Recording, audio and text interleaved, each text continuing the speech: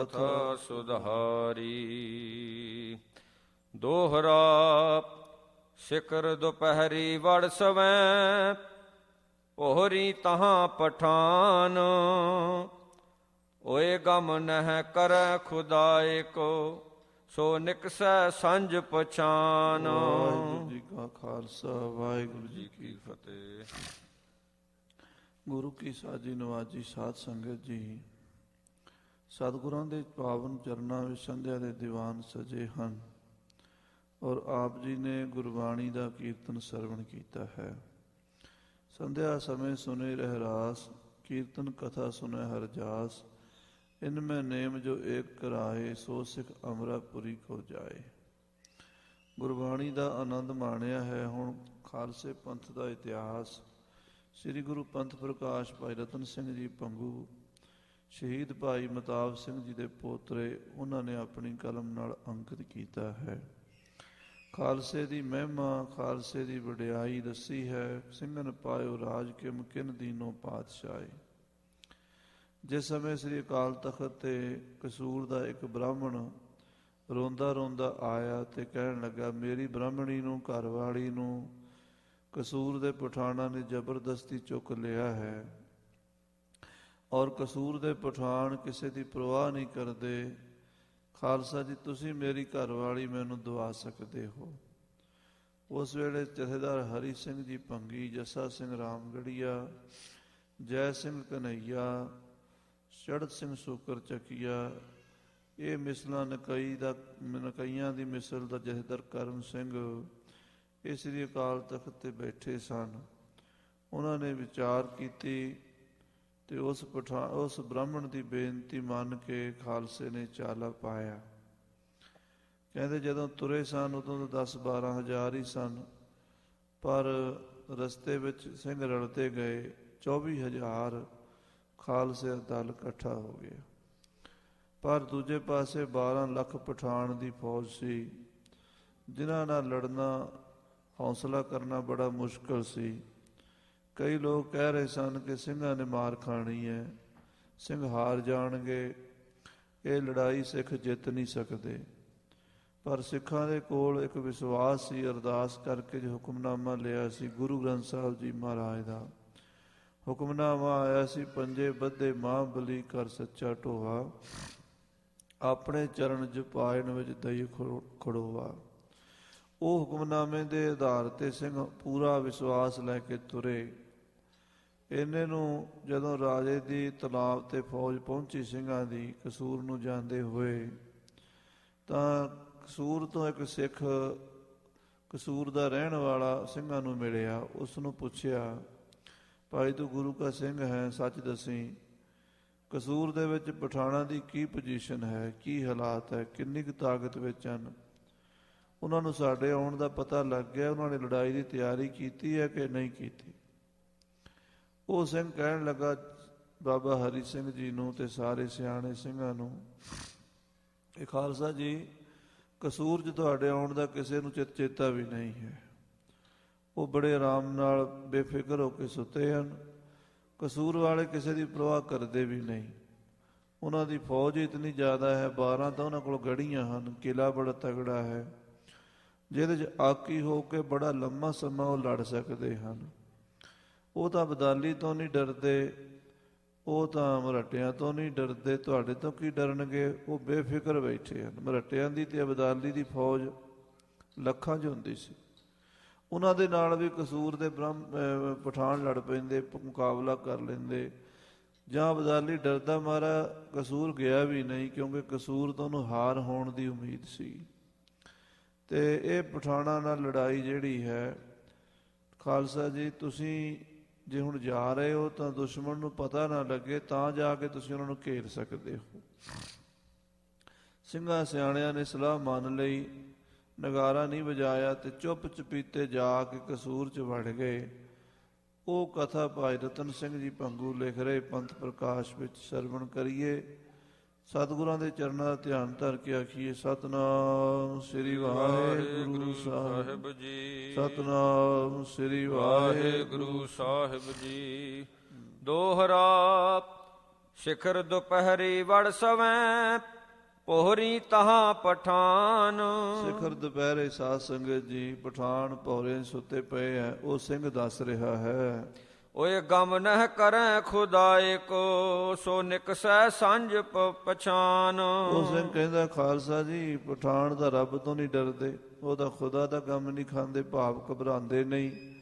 ਤੁਹਾਡੇ ਤੋਂ ਤਾਂ ਉਹਨਾਂ ਨੇ ਕੀ ਡਰਨਾ, ਜੇ ਉਹਨਾਂ ਨੂੰ ਪਤਾ ਵੀ ਲੱਗ ਗਿਆ ਤਾਂ ਵੀ ਉਹਨਾਂ ਨੇ ਸੰਭਲਣਾ ਨਹੀਂ, ਤੇ ਤੁਸੀਂ ਜਾ ਕੇ ਹੱਲਾ ਕਰ ਦਿਓ। ਚੌਪਈ ਰੋਜਨ ਕੇ ਦਿਨ ਉਨਕੇ ਆਹੀ। ਨਾਲੇ ਉਹਨਾਂ ਦੇ ਰੋਜ਼ਿਆਂ ਦੇ ਦਿਨ ਚੱਲ ਰਹੇ ਨੇ, ਰੋਜ਼ੇ ਰੱਖੇ ਹੋਏ ਉਹਨਾਂ ਨੇ। ਪੀਏ ਨਾ ਪਾਣੀ ਧੂਪ ਨਾ ਖਾਹੀ। ਪਾਣੀ ਨਹੀਂ ਪੀਂਦੇ, ਤੇ ਪਾਣੀ ਨਾ ਪੀਣ ਕਰਕੇ ਉਹ ਧੁੱਪੇ ਵੀ ਨਹੀਂ ਫਿਰ ਸਕਦੇ, ਤੇ ਸ਼ਰਦਖਾਨਿਆਂ ਵਿੱਚ ਉਹ ਆਪਣੇ ਰੋਜ਼ੇ ਲੰਘਾਉਂਦੇ ਹਨ। ਆਓ ਮਨ ਮੈਂ ਵਹਿ ਰਹਿ ਮਗਰੂਰ। ਉਹਨਾਂ ਨੂੰ ਆਪਣੀ ਤਾਕਤ ਦਾ, ਆਪਣੇ ਕਿਲਿਆਂ ਦਾ, ਆਪਣੇ ਸ਼ਸਤਰਾਂ ਦਾ, ਆਪਣੇ ਪੈਸੇ ਦਾ ਹੰਕਾਰ ਵੀ ਹੈ। ਕੋ ਟੁਕ ਸਕੈ ਇਤ ਜੂਹ ਕਸੂਰ। ਉਹ ਕਹਿੰਦੇ ਨੇ ਕਸੂਰ ਵੱਲ ਕੌਣ ਆ ਸਕਦਾ, ਕਸੂਰ ਨੂੰ ਕੋਈ ਫਤਿਹ ਨਹੀਂ ਕਰ ਸਕਦਾ। ਸੁਨਤ ਸਿੰਘਨ ਤਬ ਯੋ ਕਹਿ ਲਈ। ਤਾਂ ਖਾਲਸੇ ਨੇ, ਸਿੰਘਾਂ ਨੇ ਏਦਾਂ ਵਿਚਾਰ ਕੀਤੀ ਉਹ ਸਿੰਘ ਤੋਂ ਸੁਣ ਕੇ। ਗੁਰੂ ਗ੍ਰੰਥ ਅਬ ਵਿਧੀ ਬਨਈ। ਕਿ ਸ੍ਰੀ ਗੁਰੂ ਗ੍ਰੰਥ ਸਾਹਿਬ ਜੀ ਮਹਾਰਾਜ ਨੇ ਕਿਰਪਾ ਕਰ ਦਿੱਤੀ ਹੈ, ਜੋ ਹੁਕਮਨਾਮੇ ਦੇ ਵਿੱਚ ਸਾਨੂੰ ਦੱਸਿਆ ਸੀ ਉਹਦੇ ਮੁਤਾਬਕ ਹੀ ਕੰਮ ਬਣ ਗਿਆ ਹੈ। ਰਖ ਰੋਜੇ ਵਹਿ ਨਿਰਬਲ ਭਏ। ਉਹ ਤਾਂ ਰੋਜੇ ਰੱਖ ਕੇ ਮਰੇ ਪਏ ਹਨ, ਜਿਹਨੇ 30 ਦਿਨ ਰੋਟੀ ਨਹੀਂ ਖਾਣੀ ਮਰਨਾ ਹੀ ਹੈ, ਕਮਜ਼ੋਰ ਹੀ ਹੋਣਾ, ਉਹਦਾ ਕਮਜ਼ੋਰ ਹੋਏ ਪਏ ਹਨ। ਮਰਨੇ ਦਿਨ ਉਨ ਆਪੇ ਕਏ। ਉਹਨਾਂ ਨੇ ਮਰਨ ਦੇ ਦਿਨ ਆਪ ਹੀ ਸਹੇੜੇ ਹੋਏ ਹਨ। ਸਿਖਰ ਦੁਪਹਿਰੇ ਤਹ ਚੱਲ ਵੜੋ। ਸਿਖਰ ਦੁਪਹਿਰੇ ਆਪਾਂ ਚੱਲ ਵੜੀਏ ਕਸੂਰ ਦੇ ਵਿੱਚ। ਚੁੱਪ ਕਰ ਤੁਰੋ ਨਾ ਖੜਕੋ ਕਰੋ। ਚੁੱਪ ਕਰਕੇ ਚੱਲੋ, ਖੜਕਾ ਨਾ ਕਰੋ, ਨਗਾਰਾ ਵੀ ਨਾ ਵਜਾਓ। ਨਿਸ਼ਾਨ ਨਾ ਖੁਲਾਵੋ ਨਾ ਬਜਾਵੋ ਨਗਾਰੋ। ਨਿਸ਼ਾਨ ਸਾਹਿਬ ਦੇ ਫਰਲੇ ਵੀ ਨਾ ਖੋਲੋ, ਤੇ ਨਗਾਰੇ ਤੇ ਚੋਭਾਂ ਵੀ ਨਾ ਲਾਓ। ਰਾਹ ਨਾ ਛੇੜਿਓ ਮਤ ਹੋਏ ਪੁਕਾਰੋ। ਔਰ ਰਾਹ ਵਿੱਚ ਕਿਸੇ ਹੋਰ ਨੂੰ ਵੀ ਨਾ ਛੇੜੋ, ਤਾਂ ਕਿ ਕੋਈ ਪੁਕਾਰ ਨਾ ਕਰ ਦਵੇ। ਗੁਰਮਤੋ ਖਾਲਸੈ ਥੋਂ ਯੋ ਕਰ ਲਿਓ। ਇਸ ਤਰ੍ਹਾਂ ਖਾਲਸੇ ਨੇ ਗੁਰਮਤਾ ਸੋਧ ਲਿਆ। ਪਠਾਨ ਕਟੇ ਬਿਨ ਲੁੱਟਣ ਨਾ ਡਹਿਓ। ਕਿ ਪਹਿਲਾਂ ਆਪਾਂ ਪਠਾਣਾਂ ਨੂੰ ਸੋਧਣਾ ਹੈ ਤੇ ਫਿਰ ਖਜ਼ਾਨੇ ਵੱਲ ਦੇਖਣਾ ਹੈ, ਲੁੱਟਣ ਮਾਰ ਨਹੀਂ ਕਰਨੀ, ਪਹਿਲਾਂ ਪਠਾਣਾਂ ਦੀ ਆਕੜ ਭੰਨਣੀ ਹੈ। ਮੋਹਰੇ ਤੁਰੈ ਸੋ ਆਪ ਸਰਦਾਰ। ਬਾਬਾ ਹਰੀ ਸਿੰਘ ਜੀ ਭੰਗੀ, ਜੱਸਾ ਸਿੰਘ ਰਾਮਗੜੀਆ, ਚੜ੍ਹਤ ਸਿੰਘ ਸੂਕਰ ਚੱਕੀਆ, ਸਾਰੇ ਮੂਹਰੇ ਤੁਰਨ ਲੱਗੇ ਬੜੇ ਆਰਾਮ ਦੇ ਨਾਲ। ਜਿਮ ਕਰ ਵਪਾਰੀਏ ਆਏ ਵਪਾਰ। ਇਦਾਂ ਦਾ ਰੂਪ ਬਣਾ ਲਿਆ ਖਾਲਸੇ ਨੇ ਕਿ ਵਪਾਰੀ ਹਨ ਤੇ ਵਪਾਰ ਕਰਨ ਸ਼ਹਿਰ 'ਚ ਬੜੇ ਹਨ। ਦੋਹਰਾ ਇੱਕ ਇੱਕ ਦੋਏ ਦੋਏ ਹੋਏ ਖੜੇ ਕਈ ਅਗਾੜੇ ਜਾਹੇ। ਕਸੂਰ ਸ਼ਹਿਰ ਦੇ ਸਿੰਘ ਵੜ ਗਏ, ਇੱਕ ਇੱਕ ਦੋ ਦੋ ਚਾਰ ਚਾਰ ਦੁਕਾਨਾਂ ਦੇ ਅੱਗੇ ਜਾ ਕੇ ਖਲੋ ਗਏ। ਕੋਈ ਅਗਲੇ ਚੌਂਕ ਵਿੱਚ ਚਲਾ ਗਿਆ, ਕੋਈ ਸੱਜੇ ਕੋਈ ਖੱਬੇ। ਸ਼ਹਿਰ 'ਚ ਸਿੰਘ ਖਿੰਡ ਗਏ। ਕਈ ਉਤਰੈ ਕਈ ਹਟ ਬਹੈ ਸੌਦੇ ਉਨ੍ਹੈ ਪੁਛਾਹੇ। ਦੁਕਾਨਾਂ 'ਚ ਵੜ ਕੇ ਸੌਦੇ ਪੁੱਛਣ ਲੱਗ ਪਏ। ਕੋਈ ਕੱਪੜੇ ਦਾ ਮੁੱਲ ਪੁੱਛਣ ਲੱਗ ਪਿਆ, ਕੋਈ ਕਰਿਆਨੇ ਦਾ, ਕੋਈ ਦਾਲਾਂ ਸਬਜ਼ੀਆਂ ਦਾ।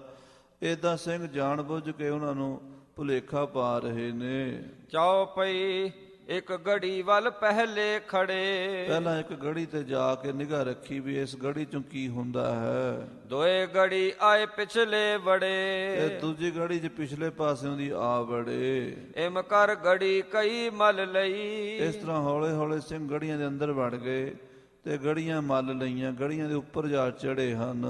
ਤਉ ਪਛਾਣ ਤੁਰਕਨ ਨੇ ਕਈ। ਜਦੋਂ ਸਿੰਘਾਂ ਦੀ ਫੌਜ ਸ਼ਹਿਰ ਦੇ ਵਿੱਚ ਪੂਰੀ ਤਰ੍ਹਾਂ ਕਾਬਜ ਹੋ ਗਈ, ਉਦੋਂ ਪਠਾਣਾਂ ਨੂੰ ਸਮਝ ਆਈ ਵੀ ਇਹ ਤਾਂ ਕੋਈ ਦੁਸ਼ਮਣ ਸਾਡੇ ਆ ਗਏ ਨੇ। ਤੋ ਕਿਵਾੜ ਵਹਿ ਭੇੜਨ ਡਹੇ। ਤਾਂ ਫਿਰ ਉਹ ਫਟਾਫਟ ਦਰਵਾਜ਼ੇ ਬੰਦ ਕਰਨ ਲੱਗ ਪਏ। ਪਠਾਣ ਵੀ ਸਿੱਖਾਂ ਦਾ ਹਮਲਾ ਹੋ ਗਿਆ, ਰੌਲਾ ਪਾ ਦਿੱਤਾ ਉਹਨਾਂ ਨੇ। ਸਿੰਘਨ ਮਾਰ ਤੇਊ ਤਬ ਦਏ। ਜਿਹੜੇ ਦਰਵਾਜ਼ੇ ਬੰਦ ਕਰਨ ਲੱਗੇ, ਸਿੰਘਾਂ ਨੇ ਗੋਲੀਆਂ ਮਾਰ ਕੇ ਭੁੰਨ ਦਿੱਤੇ। ਫਿਰ ਗੋਲੀ ਬਾਰੀ ਸ਼ੁਰੂ ਹੋ ਗਈ। ਪਰੀ ਸ਼ਹਿਰ ਮੈਂ ਵੱਡੀ ਹਕਾਹੇ। ਸ਼ਹਿਰ ਦੇ ਵਿੱਚ ਬੜਾ ਰੌਲਾ ਪੈ ਗਿਆ, ਇੱਕਦਮ ਧਮਾਕਾ ਜਿਹਾ ਹੋ ਗਿਆ ਵੀ ਸ਼ਹਿਰ ਵਿੱਚ ਦੁਸ਼ਮਣ ਵੜ ਗਿਆ ਹੈ। ਪਠਾਣਾਂ ਨੂੰ ਭਾਜੜਾਂ ਪੈ ਗਈਆਂ, ਹੱਥਾਂ ਪੈਰਾਂ ਦੀ ਪੈ ਗਈ। ਤੌ ਲੋ ਪਹੁੰਚੋ ਸਭ ਦਲ ਆਏ। ਇੰਨੇ ਨੂੰ ਸਿੰਘਾਂ ਦਾ ਸਾਰਾ ਦਲ ਜਿਹੜਾ ਪਿੱਛੇ ਰਹਿ ਗਿਆ ਸੀ ਉਹ ਵੀ ਸ਼ਹਿਰ 'ਚ ਆ ਵੜਿਆ। ਤੁਰਕਨ ਉੱਪਰ ਉੱਠੀ ਸ਼ਮਸ਼ੇਰ 24,000 ਸਿੰਘਾਂ ਦਾ ਦਲ ਕਸੂਰ ਸ਼ਹਿਰ ਦੇ ਅੰਦਰ ਵੜ ਗਿਆ ਤੇ ਕਸੂਰ ਵਿੱਚ ਤੇਗਾਂ ਚਮਕ ਪਈਆਂ।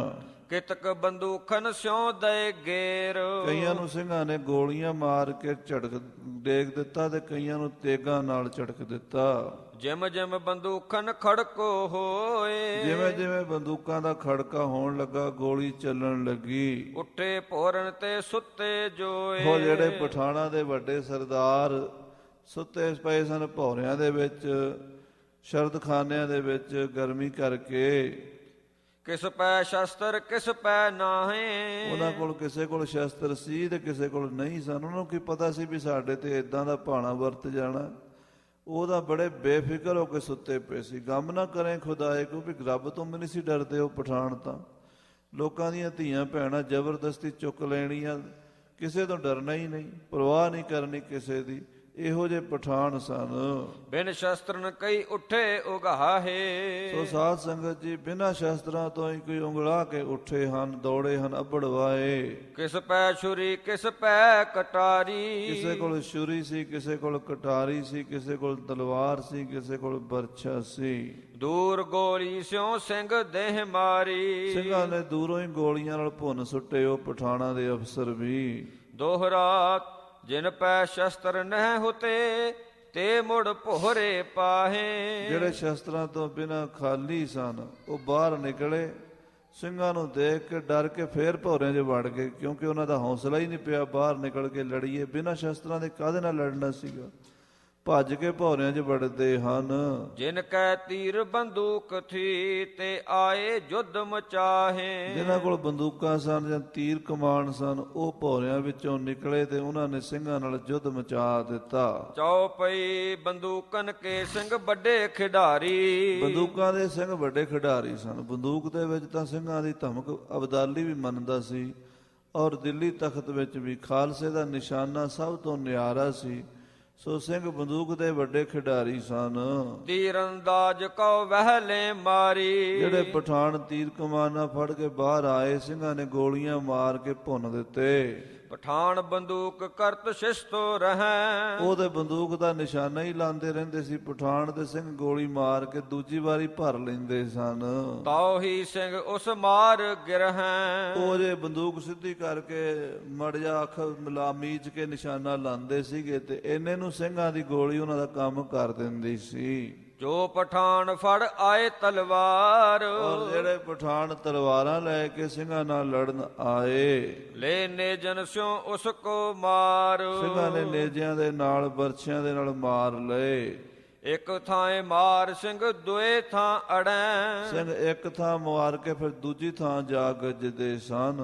ਦੋਏ ਛਡਾਏ ਤੀਏ ਥਾਂ ਵੜੈ ਤੇ ਦੂਸਰੀ ਜਗ੍ਹਾ ਛੁਡਾ ਕੇ ਤੀਜੀ ਥਾਂ ਤੇ ਕਬਜ਼ਾ ਕਰ ਲੈ। 12 ਗੜ੍ਹੀਆਂ ਕਸੂਰ ਦੀਆਂ ਸਿੱਖਾਂ ਨੇ ਹੌਲੇ ਹੌਲੇ ਕਬਜ਼ੇ 'ਚ ਕਰ ਲਈਆਂ। ਤਬ ਹਟ ਸਿੰਘਨ ਫੜੀ ਤਲਵਾਰ ਸਿੰਘਾਂ ਨੇ ਤੇਗਾਂ ਧੂ ਲਈਆਂ ਮਿਆਨ ਵਿੱਚੋਂ ਤੇ ਵੱਢਣ ਡਹਿ ਪਏ ਪਠਾਣਾਂ ਨੂੰ। ਕਰੀ ਕਤਲ ਉਹਾਂ ਪਠਾਨ ਵਿਚਾਰ ਪਠਾਣਾਂ ਦੇ ਉੱਤੇ ਸਿੱਖਾਂ ਦੀ ਤੇਗ ਚੱਲੀ ਕਸੂਰ ਸ਼ਹਿਰ ਦੇ ਵਿੱਚ। ਕਿਛ ਨੱਠੇ ਕਿਛ ਲਏ ਸੋ ਮਾਰੇ ਕੁਝ ਪਠਾਨ ਨੱਠ ਗਏ ਤੇ ਕੁਝ ਮਾਰੇ ਗਏ। ਇਮ ਸਤਗੁਰ ਕੰਮ ਸਿੰਘਨ ਸਵਾਰੇ ਇਸ ਤਰ੍ਹਾਂ ਖਾਲਸੇ ਦਾ ਕੰਮ ਸੌਖਾ ਹੀ ਗੁਰੂ ਸਾਹਿਬ ਜੀ ਨੇ ਸਵਾਰ ਦਿੱਤਾ। ਜੋ ਹੁਕਮਨਾਮਾ ਆਇਆ ਸੀ ਪੰਜੇ ਬੱਧੇ ਬਾਂਹ ਬਲੀ ਕਰ ਸੱਚਾ ਢੋਆ, ਉਹ ਬਚਨ ਮਹਾਰਾਜ ਦਾ ਪੂਰਾ ਹੋ ਗਿਆ। ਖਾਲਸੇ ਨੂੰ ਫਤਿਹ ਹੱਥ ਆਈ।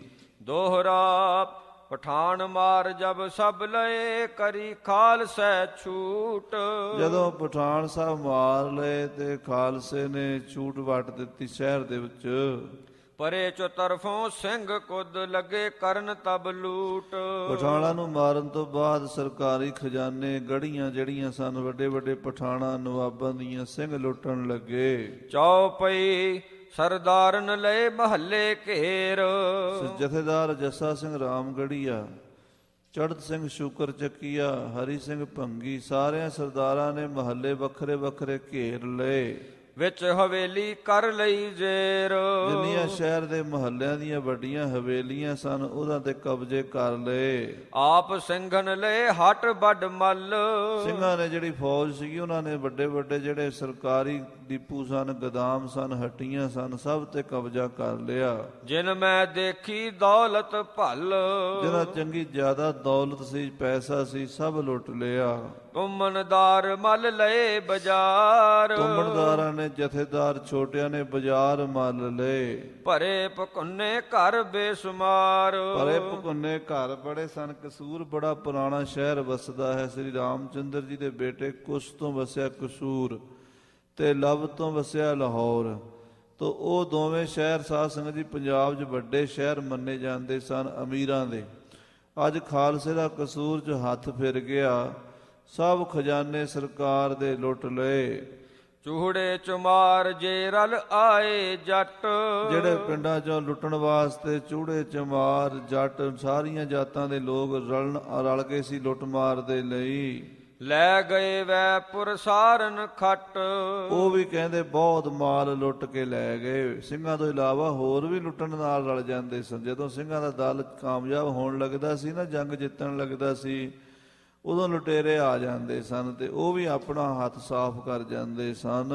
ਅਕੈ ਸੋਇਨੋ ਅਕੈ ਚਾਂਦੀ ਚੱਕੈ। ਕਹਿੰਦੇ ਕੋਈ ਸੋਨਾ ਚੁੱਕਣ ਲੱਗ ਪਿਆ ਤੇ ਕੋਈ ਚਾਂਦੀ ਦੀਆਂ ਪੰਡਾਂ ਬੰਨ੍ਹ ਕੇ ਲਿਜਾਣ ਲੱਗਾ। ਮੋਤੀ ਚੂਨੀ ਡਾਰੈ ਕੱਚ ਛਕੈ। ਕੋਈ ਮੋਤੀਆਂ ਦੇ ਤੇ ਕੋਈ ਚੂਨਿਆਂ ਦੇ ਤੇ ਕੋਈ ਪੁਖਰਾਜ ਨੀਲਮ ਦੇ ਪੰਨਿਆਂ ਦੇ ਖਜ਼ਾਨੇ ਲੁੱਟਣ ਲੱਗਾ। ਕਾਂਸੀ ਪਿੱਤਲ ਕੋਈ ਨਾ ਲੇਹ। ਕਹਿੰਦੇ ਕਾਂਸੀ ਪਿੱਤਲਾਂ ਦਾ ਕੋਈ ਚੁੱਕਦਾ ਹੀ ਨਹੀਂ ਸੀ। ਇੰਨਾ ਜ਼ਿਆਦਾ ਕਾਂਸੀ, ਤਾਂਬਾ, ਪਿੱਤਲ ਸੀਗਾ। ਪਿੱਤਲ ਦੇ ਭਾਂਡੇ ਜਾਂ ਤਾਂ ਕਾਂਸੀ ਦੇ ਕਹਿੰਦੇ ਕੀ ਕਰਨੇ ਛੱਡੋ ਪਰੇ, ਮੋਟਾ ਮੋਟਾ ਮਾਲ ਚੁੱਕੀਏ। ਸੋਨਾ ਚਾਂਦੀ ਚੁੱਕਦੇ ਸਨ। ਕੱਢ ਕੱਢ ਸਿੱਟੈ ਫਿਰ ਸ਼ਹਿਰ ਹੀ ਲੇਹ। ਕਹਿੰਦੇ ਚੁੱਕ ਚੁੱਕ ਕੇ ਬਾਹਰ ਸੁੱਟਦੇ ਕਾਂਸੀ ਦੇ ਭਾਂਡੇ, ਤਾਂਬੇ ਦੇ। ਕਹਿੰਦੇ ਉਹਦੇ ਲੋਕ ਦੂਜੇ ਸ਼ਹਿਰ ਵਾਲੇ ਚੁੱਕੀ ਜਾਂਦੇ ਸਨ ਤੇ ਜਿਹੜੇ ਲੁਟੇਰੇ ਸਨ ਉਹਦਾ ਬਹੁਤ ਮਹਿੰਗਾ ਮਾਲ ਲੁੱਟ ਰਹੇ ਸਨ।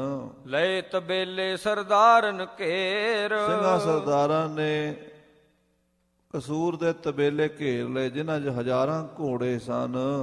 ਭੈਂਸਾ ਬੈਲ ਜੱਟ ਲੈ ਗਏ ਚੁਫੇਰ। ਝੋਟਿਆਂ ਨੂੰ, ਮੱਝਾਂ ਨੂੰ, ਗਊਆਂ ਨੂੰ ਤਾਂ ਪਿੰਡਾਂ ਦੇ ਜੱਟ ਲੈ ਗਏ ਤੇ ਘੋੜੇ ਖਾਲਸੇ ਨੇ ਖੋਹ ਲਏ।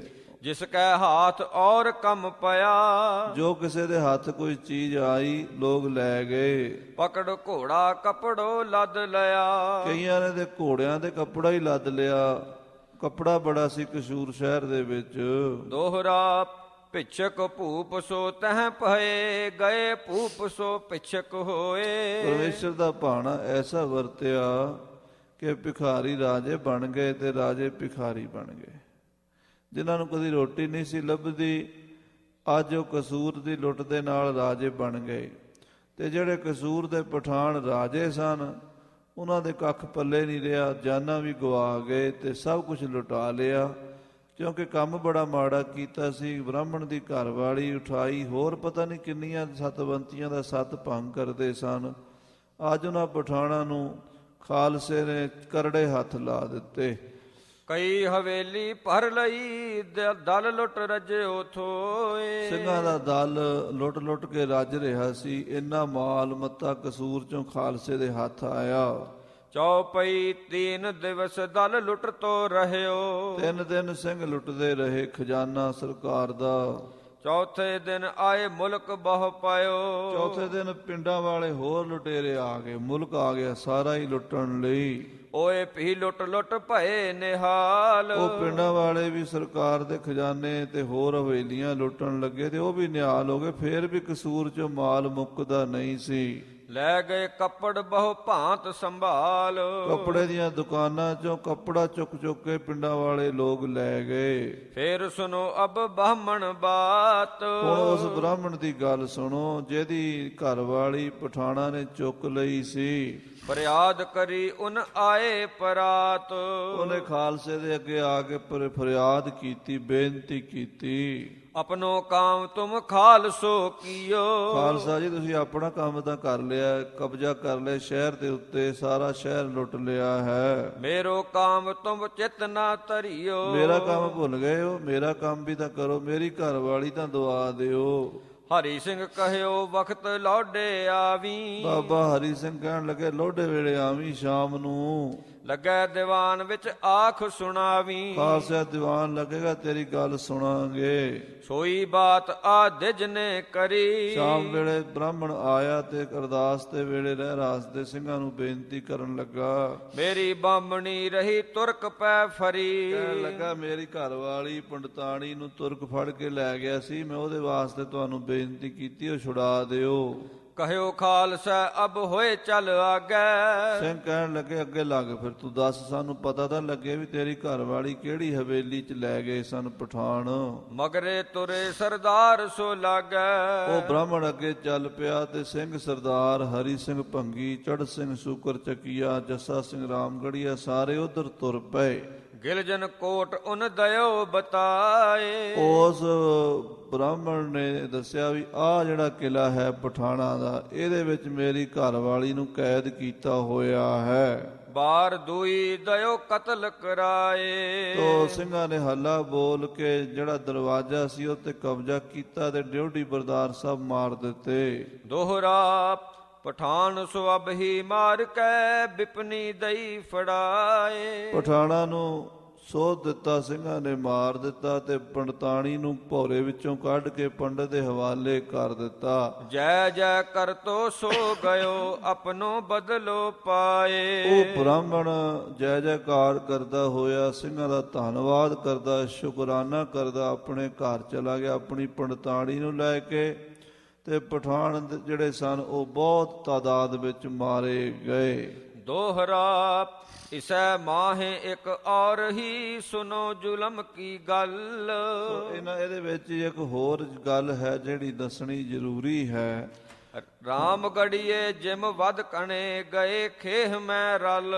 ਰਾਮਗੜੀਆਂ ਮਿਸਲ ਦਾ ਇੱਥੇ ਇੱਕ ਕਸੂਰ ਨਿਕਲਦਾ ਹੈ, ਜਿਹੜੇ ਇੰਨੇ ਵੱਧ ਗਏ ਸਨ ਪਰ ਫੇਰ ਇਹਨਾਂ ਨੇ ਕੋਈ ਇਹੋ ਜਿਹੇ ਕੰਮ ਕੀਤੇ ਜਿਹਦੇ ਕਰਕੇ ਇਹਨਾਂ ਦਾ ਤਪ ਤੇਜ ਖਤਮ ਹੋ ਗਿਆ, ਖੇਜ ਰਲ ਗਏ, ਭਾਵ ਏਡੀ ਵੱਡੀ ਮਿਸਲ ਖਤਮ ਹੋ ਗਈ।